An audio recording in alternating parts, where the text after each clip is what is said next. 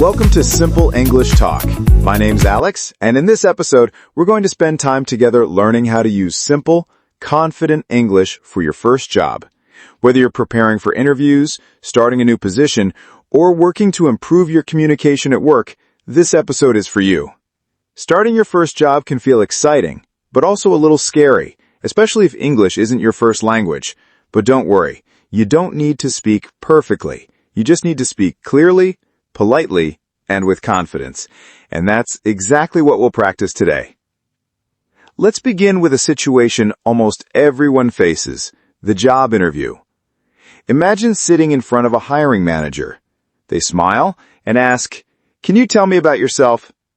For many people, this moment feels uncomfortable, but a good answer can be simple. You don't need to say too much. Just speak from your experience. You could say something like, "My name is Priya. I recently completed my degree in accounting. I'm excited to begin my career, and I'm looking forward to learning and growing in this role." This is a great answer. It's short, professional, and positive. No difficult vocabulary, just simple English. After the interview comes your first day on the job. You might walk into an office, a shop, a school, or maybe log into a computer if you work online. You meet your new team, and it's important to introduce yourself in a friendly way. One line is all you need. "Hi, I'm new here. My name is Priya. I'm happy to join the team." This kind of introduction makes a strong impression. It shows you're confident, kind, and ready to work with others. Now let's talk about one of the most common communication tools in the workplace, email. You don't need to write long messages. In fact, short, clear emails are better. Start with a greeting, like "Hi Rajesh" or "Dear Ms. Lopez." Then write your message in 2 or 3 short sentences, and finish with a polite closing, like "Best regards" or "Kind regards," followed by your name. Here's a simple example. "Hi Daniel, I hope you're doing well. I wanted to confirm our meeting for Friday at 2 p.m. Please let me know if that time works for you. Kind regards, Alex."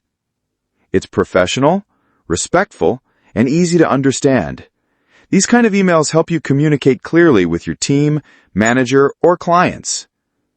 A big part of your job is asking questions, solving problems, and sharing updates. You'll often hear or use phrases like, "I'll get back to you," or "Let me check on that." These are small expressions, but they make you sound professional. Another useful phrase is, "Please let me know if you need anything." It shows teamwork and support.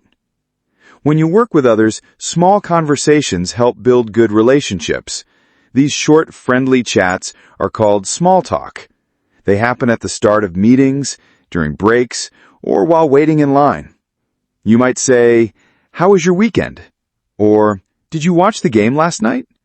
Or even something as simple as, "It's busy today, isn't it?" These little moments make people feel more connected to you, and they help build trust. Now, let's talk about a topic that can make people nervous, speaking to your manager. It's normal to feel unsure, especially when you're new. But remember, your manager is there to help. You can say things like, "I have a quick question about the project," or "I finished the task. Would you like me to start something new?" When your manager gives you feedback, thank them. You could say, "Thank you, I'll work on that." Or, "I appreciate the advice." Learning to accept feedback is a big part of growing in any job. It shows that you care about doing well. It also shows that you're open to learning, which is something every good employer looks for. Sometimes you might make a mistake or not understand something. That's okay. It's completely normal. You can say, "Sorry, could you repeat that, please?" Or, "I didn't understand. Can you explain it again?" These sentences are polite and professional. Asking for help doesn't make you weak. It makes you responsible. You might also need to talk to customers or clients. Good customer service means listening carefully, speaking clearly, and showing respect. If someone has a question, you can say, "Let me find that information for you," or "I'll check and get back to you." If someone is upset, stay calm. Use polite English like, I understand your concern, or let me see what I can do to help. The more you practice, the more natural these phrases will feel, and soon you'll start using them without even thinking about it. Let's take a moment to remember this. English is not about being perfect. It's about being clear. It's about connecting with others. When you speak English at work, focus on the message, not the grammar. Say what you need to say as simply and politely as you can. Over time, your confidence will grow. You'll learn new words just by listening. You'll understand how to respond in meetings. You'll feel more comfortable joining conversations and giving your opinion. That's the power of simple English. It helps you succeed. In the next part of this episode, I'll take you through real conversations that happen at work. I'll speak as your coworker, your manager, or a client, and you'll have time to think about how to reply. You can speak along with me and practice your answers out loud. This is one of the best ways to improve. You'll hear the rhythm of real workplace English and learn how to respond with confidence. We'll also look at writing, how to send a professional message on chat, how to take phone calls in English, and how to write reports in short, clear sentences. Whether you're working in a hotel, a restaurant, a tech company, or a school, these skills will help you do your job better. You'll also learn how to make suggestions, ask for time off, explain delays, and even say no politely when needed. These are all part of everyday professional life, and we'll cover each one with real-life examples and practice. Keep listening, keep speaking, and remember, you don't need big vocabulary to do a great job. You just need confidence, kindness, and clear communication. This episode is just the beginning. I'm Alex, and you're listening to Simple English Talk. Let's keep going. Now, let's explore real conversations that can happen in the workplace, starting with a team meeting. In your first job, meetings might feel unfamiliar, especially if English is the main language spoken. You don't always have to talk a lot in meetings, but you should know how to participate. Listening carefully is important, and speaking up, even a little, shows you're engaged. For example, if your manager asks for an update, you could say, "I've finished the first part of the report, and I'm working on the final section now." If you don't have much to share, that's okay too. You can say, "I'm still working on the task. I'll update the team tomorrow." And what if you have a suggestion? You can say, "I have a small idea we might consider." Or, "May I suggest a different approach?" These phrases are polite and respectful. You're sharing your thoughts without sounding too strong or too quiet.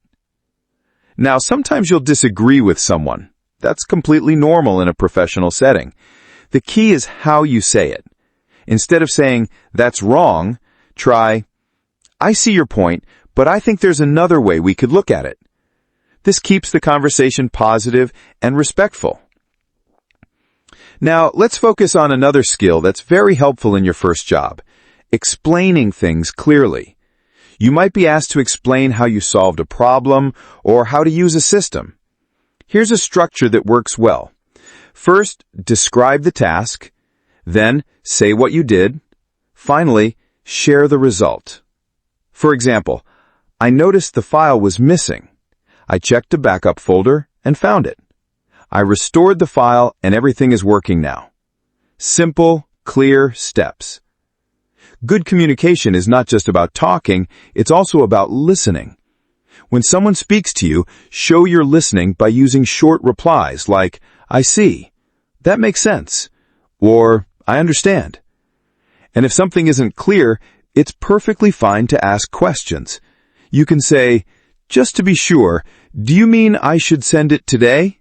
Or, "So the deadline is Friday, right?" This helps avoid mistakes and shows you're careful. Now, let's move to another common situation: phone calls. Many people feel nervous speaking English on the phone. That's okay. You don't have body language to help you, so your words must be extra clear. Always start with a greeting. "Good morning. This is Alex from the marketing team." If you're calling someone, ask politely, "Is this a good time to talk?" Or, "May I speak with Mr. Thomas, please?" If someone calls you and you don't understand them, don't panic. Ask them to repeat. Sorry, could you speak a little more slowly? Or, I didn't catch that. Can you repeat it, please? These phrases help you stay professional and confident. Next, let's talk about writing quick work messages. These might be through tools like Slack, Microsoft Teams, or even WhatsApp if your team uses it for simple tasks. Keep these messages short and polite. For example, "Hi Sam, just a quick note. I've updated the spreadsheet." Or, "Hey, do you have time for a short call at 3?"